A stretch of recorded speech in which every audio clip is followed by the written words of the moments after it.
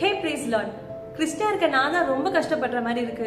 மத்தவங்க என்னை விட நல்லா தான் இருக்காங்க, அவங்களுக்கு எல்லாமே ஈஸியா கிடைக்குது. ஆனா எனக்கு ஒரு விஷயமும் நான் கஷ்டப்பட்டு தான் பெற்றுக்கொள்றேன் அப்படின்னு உங்க மனசு கண்டு புலம்புதா?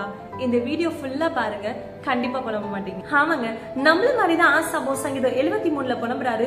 துன்மார்க்கனை பார்த்தா பொறாமையா இருக்கு, அவன் வாழ்க்கையில சாகுற வரைக்கும் கஷ்டம்னு சொல்லி பெருசா ஒண்ணும் இல்ல, அவன் நினைக்கிறதெல்லாம் அவன் வாழ்க்கையில் நடக்குது, அவன் ஆசைப்பட்டதுக்கும் மேல அவன் வாழ்க்கைய வாழ்ந்துட்டு தான் போறான். அப்ப நான் கர்த்தருக்கு உண்மையா இருக்கணும், அவர் வழியில நடக்கணும்னு சொல்லி வாழ்ந்த வாழ்க்கையெல்லாம் வேஸ்டானு நினைக்கிறாரு.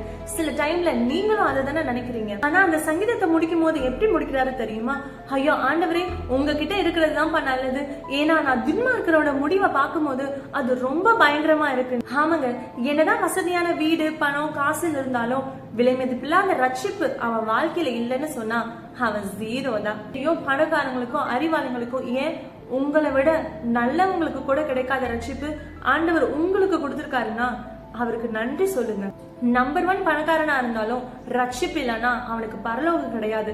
அதனால ரட்சிப்பு இல்லாத மனுஷங்களோட உங்களை கம்பேர் பண்ணி பொறாமப்படாம அவங்களுக்காக பரிதாபப்பட்டு பிரேயர் பண்ணுங்க. உங்களுக்கு கொடுத்த ரட்சிப்பை கரப்படாம கடைசி வரை பாதுகாத்துக்கோங்க, அதுதாங்க மிகப்பெரிய சொத்து.